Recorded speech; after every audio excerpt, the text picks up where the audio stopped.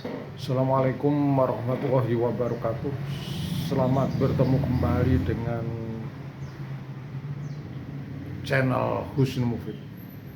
Kali ini saya akan membahas tentang polemik yang semakin memanas, yaitu ada dua kubu, satu yang mendukung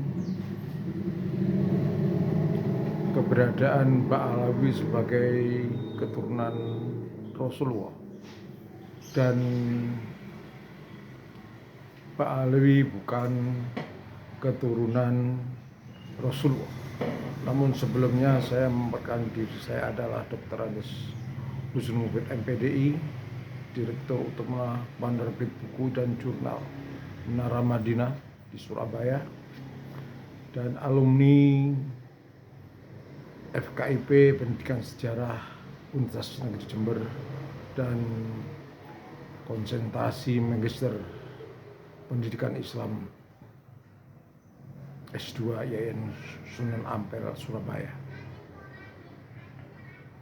Pemirsa yang saya hormati, bahwa pada saat ini adalah gencar-gencarnya ada dukungan terhadap klan Ba'alawi. Benarkah mereka itu keturunan Rasulullah? Dalam tinjauan sejarah sebenarnya sejak dulu para kiai-kiai, khususnya kiai pejuang, itu tidak mengakui keberadaan klan Ba'alawi adalah keturunan Rasulullah, karena sudah tahu jelas bahwa kedatangan mereka itu di bawah Belanda untuk melamakan perjuangan para kiai pasca pemerintahan WOC yang bangkrut. Nah, pengindia Belanda mendatangkan mereka pada tahun 1835 setelah Perang Diponegoro. Dengan demikian mereka jelas bukanlah keturunan Rasulullah, karena mereka mengabdi kepada Belanda. Kedatangan ke sini adalah bukan untuk berdakwah, tapi untuk mencari kehidupan yang layak dengan bekerja pada Belanda, di bawah Belanda, dengan naik kapal.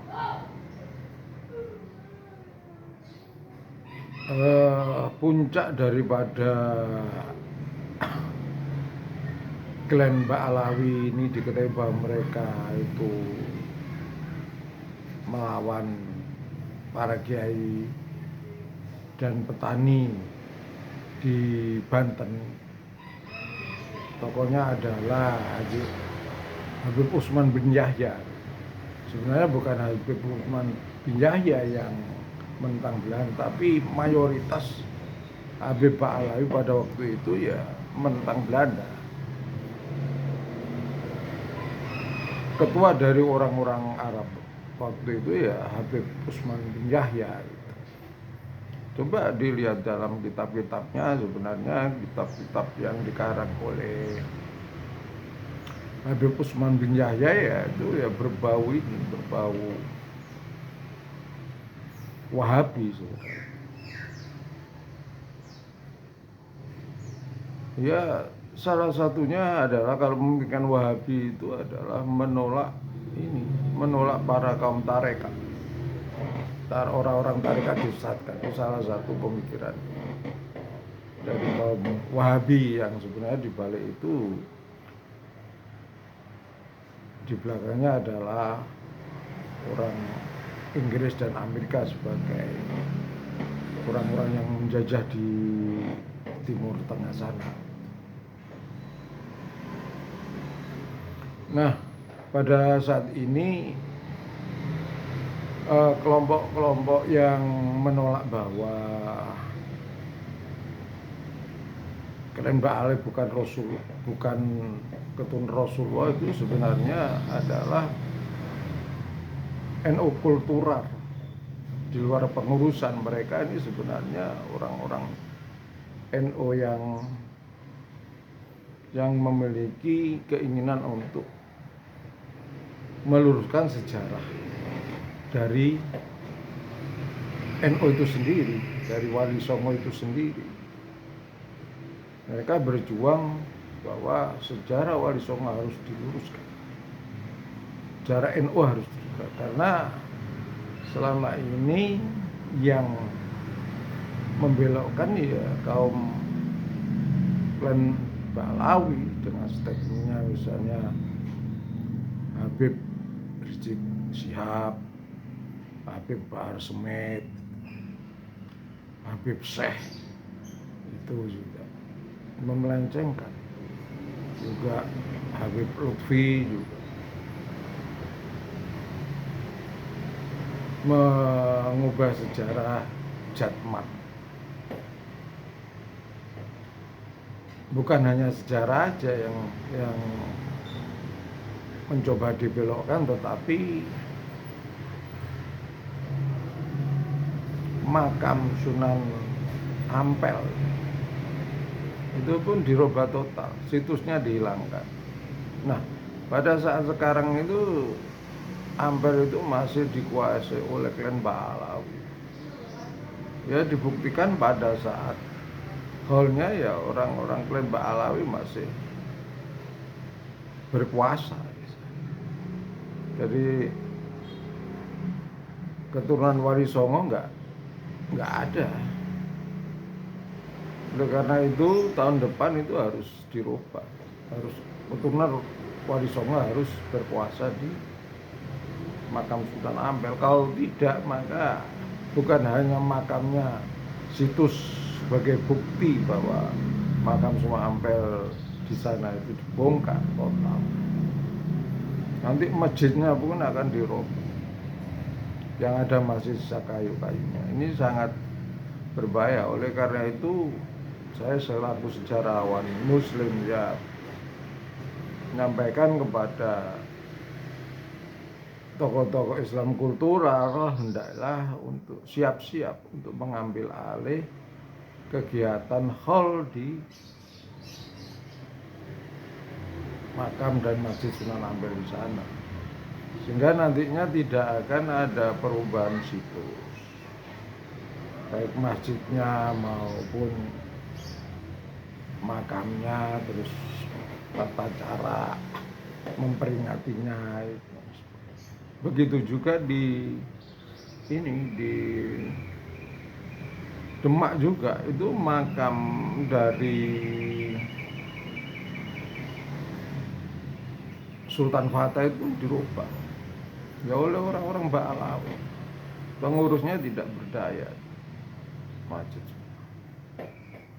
Oleh karena itu saya secara pribadi selaku sejarawan mendukung gerakan-gerakan daripada tokoh-tokoh muda NU kultural seperti Kiai Imaduddin Usman Al-Bantani, Gus Fuad Pleret, Gus Abbas gitu. Karena berdasarkan data sejarah memang kiai-kiai sejak dulu tidak percaya kepada klan Ba'alawi sebagai Tun Rasulullah. Pada tahun 60-an pun begitu. Ketika Bung Karno datang ke pesantren Buntet, Syekh Ahmad Yani datang ke pesantren Buntet juga menyatakan ketika akan mengembalikan mereka ke Yaman, karena selama ini klan Ba'alawi ini sangat setia terhadap Belanda, makanya akan diusir. Tetapi ditanya pada para kiai-kiai di Buntet, apakah mereka itu betul? Dijawab tidak.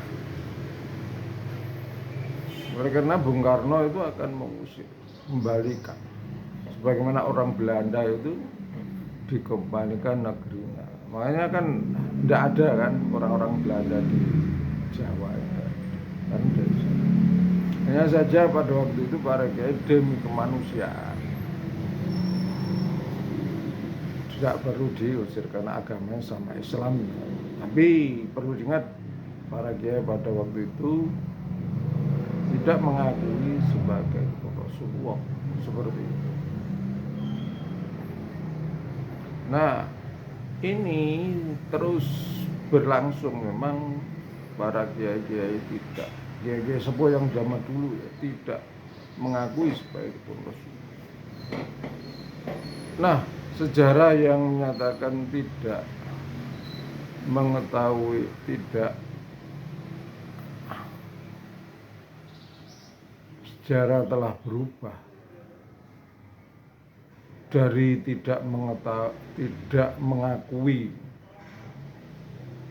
klaim Ba'alawi para habis Rasulullah, kemudian berubah menjadi diakui sebagai ketum Rasulullah ini sejak tahun 80-an,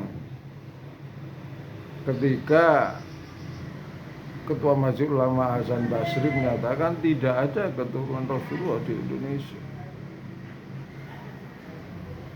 Kemudian Gus Dur menyanggah bahwa masih ada. Nah, dari sinilah kesempatan para keturunan Habib untuk unjuk diri bahwa menyatakan diri sebagai keturunan Rasulullah. Padahal yang dimaksud Gus Dur itu keturunan Rasulullah itu ya para kiai-kiai yang masih ada, keturunan dari Wali Songo. Jadi bukan Habib. Nah, ini sejak 80 sampai 90 mereka belum. Dan pelajaran-pelajaran sejarah itu di sekolah, di perguruan tinggi itu datanya dari Vandenberg. Memang sejarah Indonesia itu mayoritas ditulis oleh orang-orang Belanda referensinya, karena orang-orang Indonesia, orang pribumi belum ada, jarang yang menulis tentang sejarah. Umat Islam pun belum ada kan.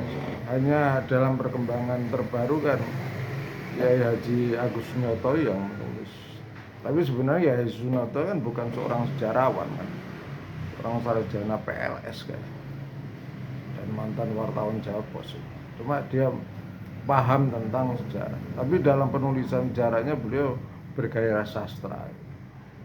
Beda dengan saya sendiri, saya selaku sejarawan dan sudah cukup banyak menulis buku-buku sejarah Islam, sejarah Wali Songo sudah saya tulis, sejarah wali-wali di Bali sudah saya tulis. Pendekatan adalah analisa. Nah, kalau ada tokoh-tokoh Islam, tokoh-tokoh NU yang masih mengakui bahwa Habib itu keturunan Rasulullah, itu sebenarnya generasi terakhir akhir-akhir ini yang tidak mengetahui tentang sejarah, tidak belajar sejarah, sehingga dia buta terhadap kajian-kajian sejarah sejak penyebaran agama Islam di Indonesia itu. Sebenarnya para Habib waktu zaman Belanda ya tidak menyebarkan agama Islam sampai ke pelosok desa. Mereka ada di masjidnya sendiri, di kelompoknya sendiri, di kampung Arab. Siapa yang datang ke pelosok-pelosok desa itu adalah ya, keturunan para wali songo, para kiai-kiai kampung itu. Ya, perlu diketahui bahwa orang-orang yang membela kaum Ba'alawi itu pertama adalah yang sekarang yang gencar itu adalah mereka adalah murid-muridnya para Habib. Itu sangat militan. Misalnya Ustadz Pafi, Yai Romli, dan banyak lagi. Yang kedua adalah para muhibin yang sudah kena doktrin itu ya masih sangat kuat mengakui bahwa Habib Wahab Rasul. Padahal ya dalam tinjauan sejarah ya tidak sama sekali. Juga mereka yang mendukung para Habib sebagai turun Rasulullah itu ya mereka yang tokoh-tokoh Islam yang dekat dengan para Habib. Ini salah satu contohnya, ini Kiai Haji yang ada di Rembang, yaitu putra dari Kiai Munjubir, itu kan sangat dekat dengan para Habib, sangat dekat dengan Kiai Lutfi, Habib Lutfi. Ini jelas mereka akan tetap mendukung dan meyakini bahwa para Habib turun Rasulullah, padahal dalam sejarah tidak mendatangkan Belanda. Mereka tidak jelas. Kalau keturunan Rasulullah tidak akan ke Belanda. Mereka Rasulullah itu kaya-kaya, tidak akan jadi budak-budak yang dibeli di pasar budak Belanda. Selain itu mereka-mereka atau orang-orang yang mendukung kaum Pahlawi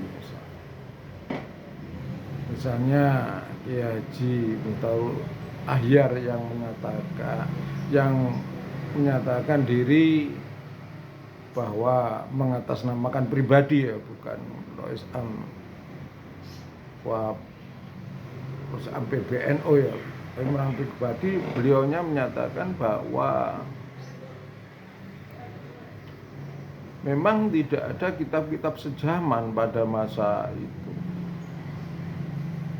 karena tidak ada ulama-ulama yang menulis sejarah. Ini sebenarnya tidak benar, karena pada waktu itu masa kejayaan ilmu pengetahuan pada masa dinasti Abbasiyah pada waktu itu sangat besar. Mereka menerjemahkan kitab-kitab dari Yunani, kitab-kitab dari Romawi kuno, juga menulis sejarah. Orang banyak ilmuwan yang ada di kerajaan Abbasiyah itu penulis sejarah cukup banyak.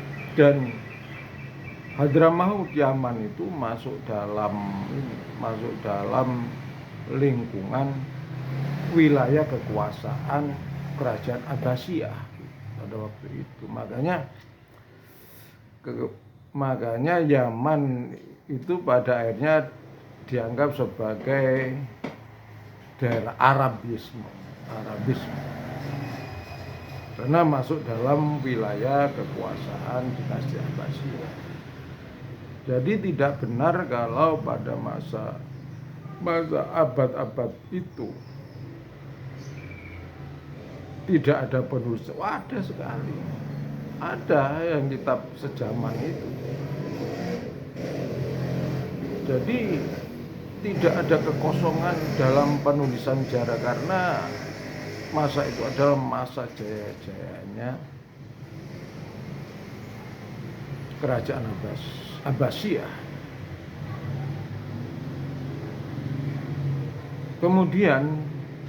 Kemudian muncul kitab-kitab baru yang mendukung Grand Ba'alawi. Itu sebenarnya muncul kitab itu pada masa zaman penjajahan,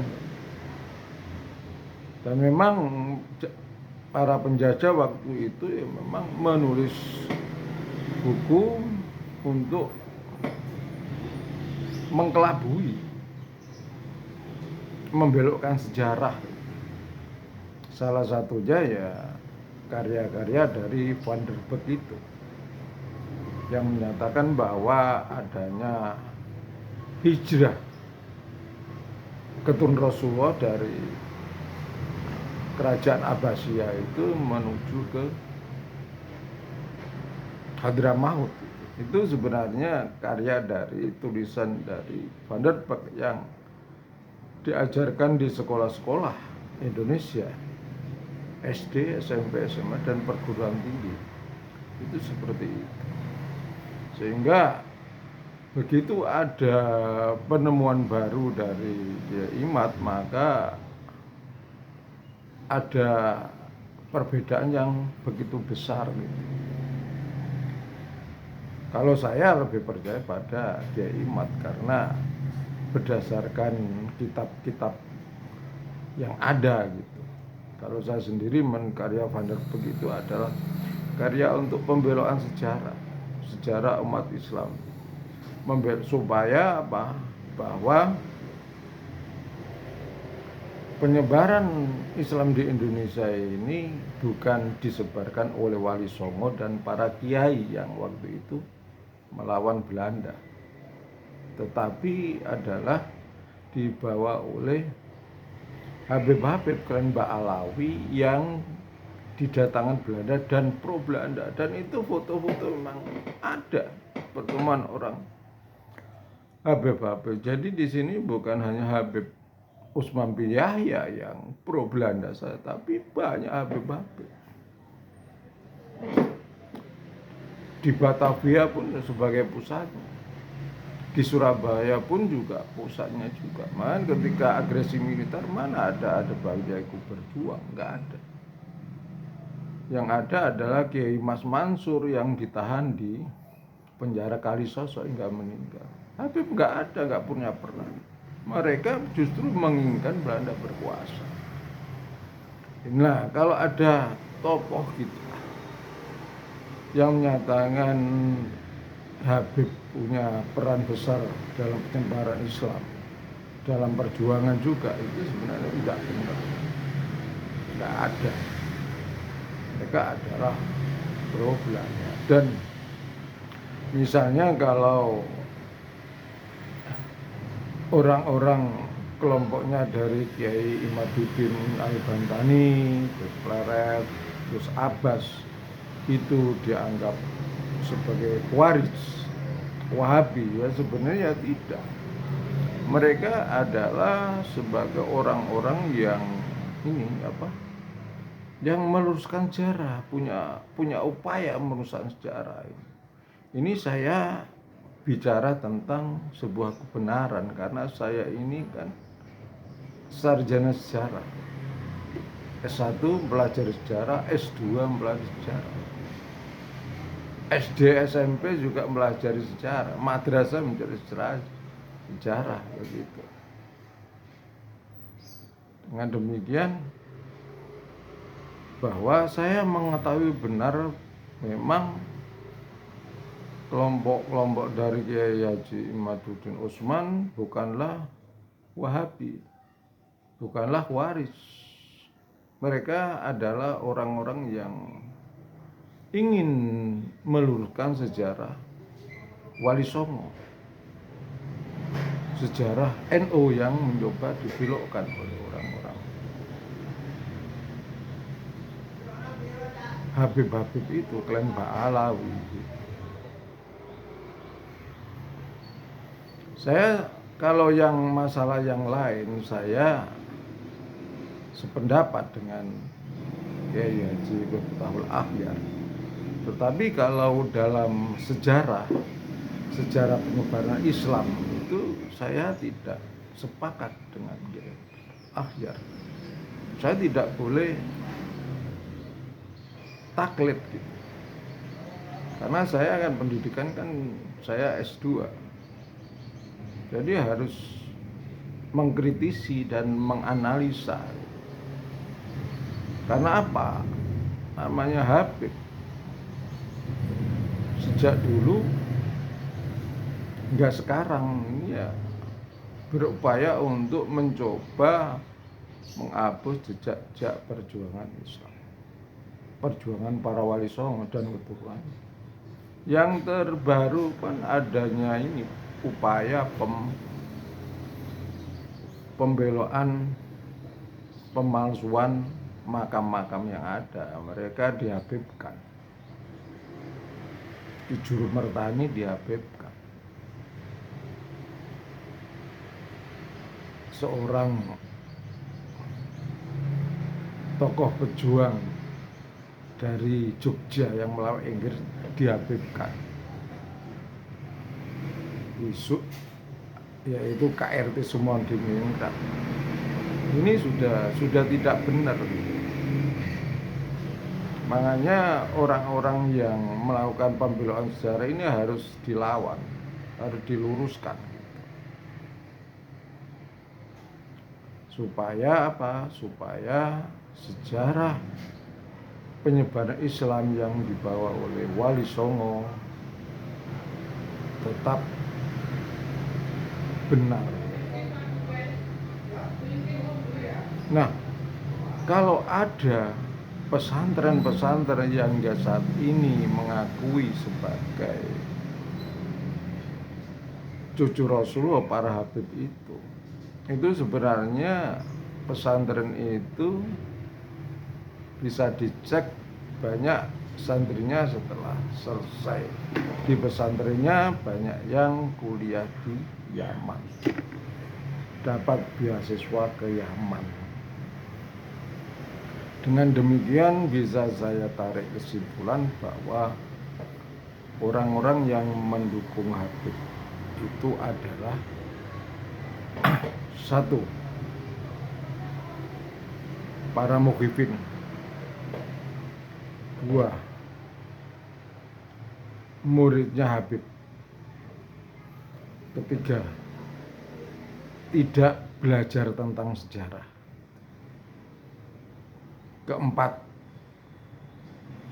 pesantren atau keluarga pesantren yang santri-santrinya banyak kuliah di Yaman.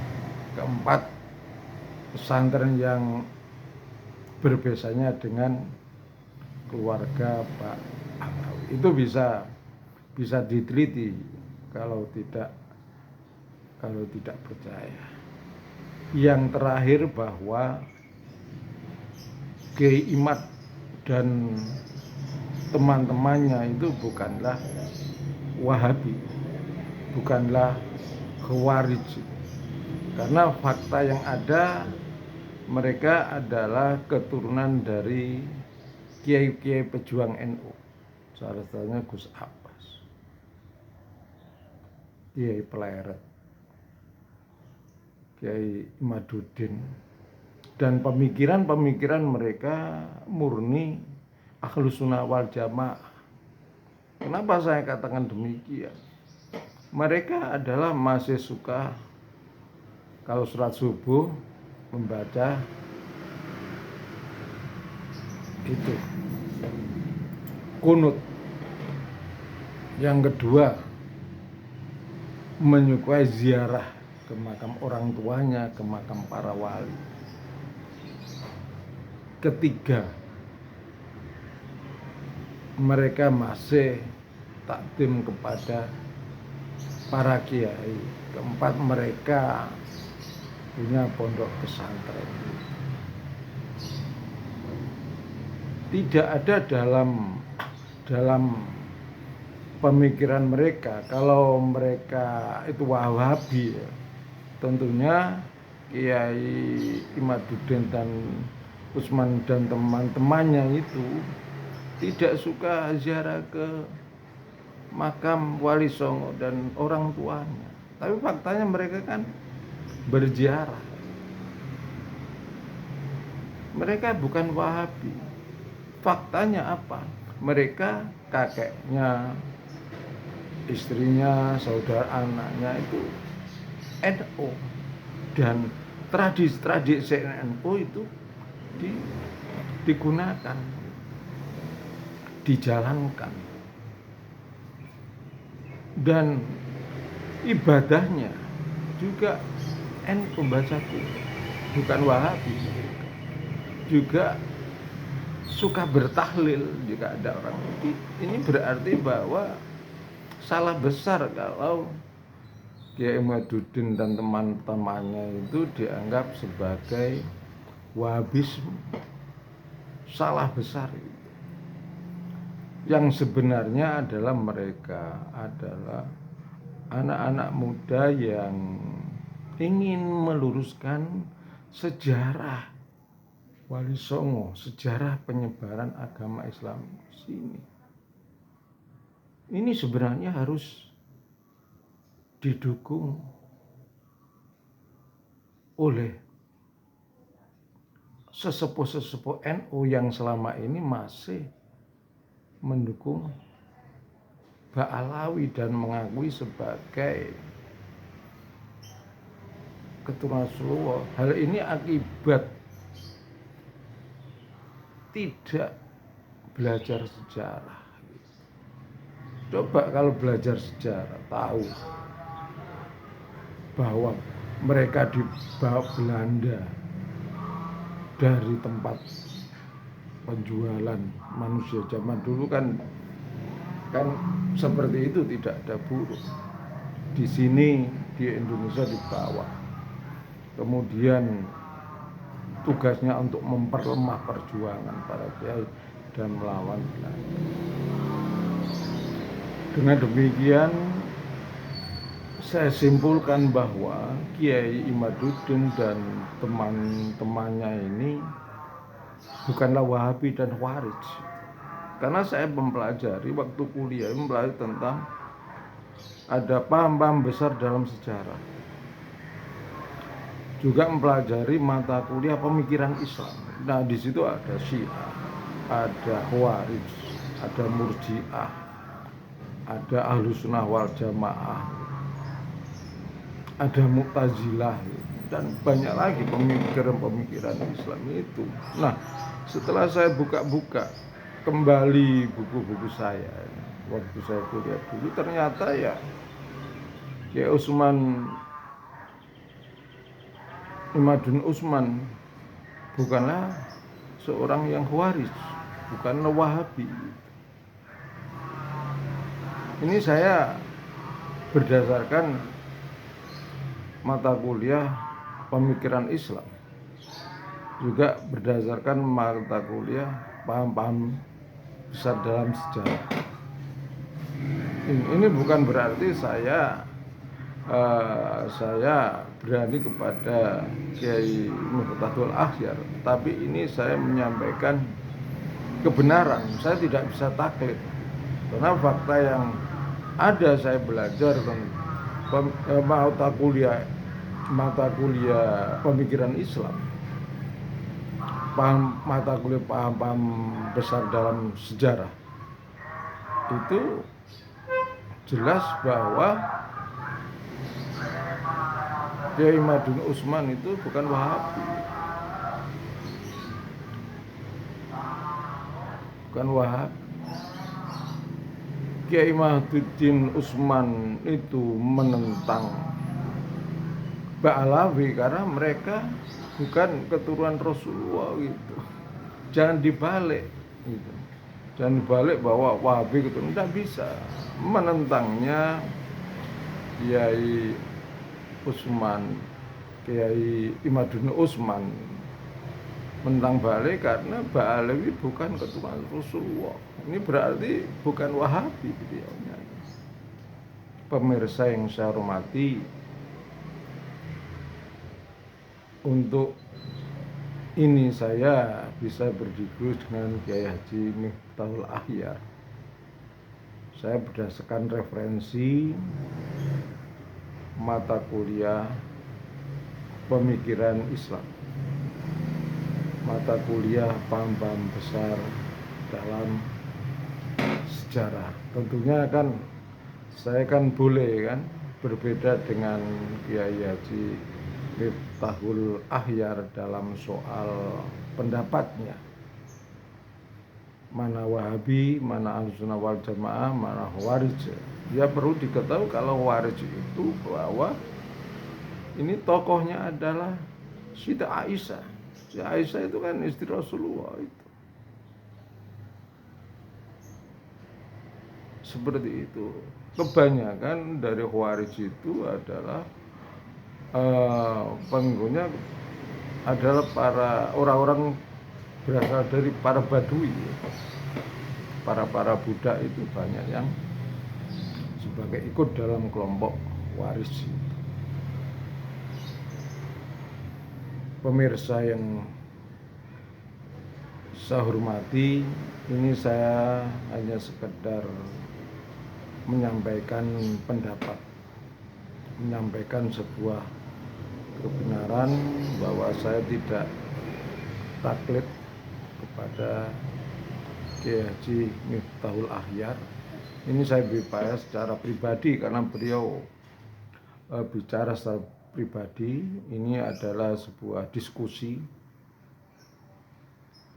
Saya diskusi dalam menanggapi komentar dari Kiai Haji Miftahul Akhyar. Kalau Kiai Maduddin itu selalu berbicara tentang berdasarkan kitab, yang lainnya berdasarkan kitab, sementara saya berdasarkan literatur yang ada. Saya mempelajari tentang pemikiran Wahabi, para pemikiran ahli sunnah wal jamaah, pemikiran Syiah, pemikiran Murji'ah, pemikiran Mu'tazilah, dan banyak lagi pemikiran-pemikiran, sehingga saya mengerti apa yang disampaikan Kiai Maduddin Usman dan apa yang disampaikan oleh Kiai Haji Miftahul Akhyar itu seperti itu. Saya selaku sejarawan, selaku orang muda, saya juga ini menyampaikan bahwa Kiai Maduddin Usman bukanlah seorang Khawarij, bukanlah seorang Wahabi. Dasarnya apa? Dasarnya dari literatur pemikiran Islam dan literatur paham-paham besar dalam sejarah Islam. Nah, di situ digambarkan adanya perbedaan Wahabi, Ahlussunnah wal Jamaah, Syiah, Murji'ah, Mu'tazilah. Pemirsa yang semua ngerti, ini saja yang bisa saya sampaikan. Semoga menjadikan pencerahan. Wallahul muwaffiq ila aqwamit thoriq. Wassalamualaikum warahmatullahi wabarakatuh.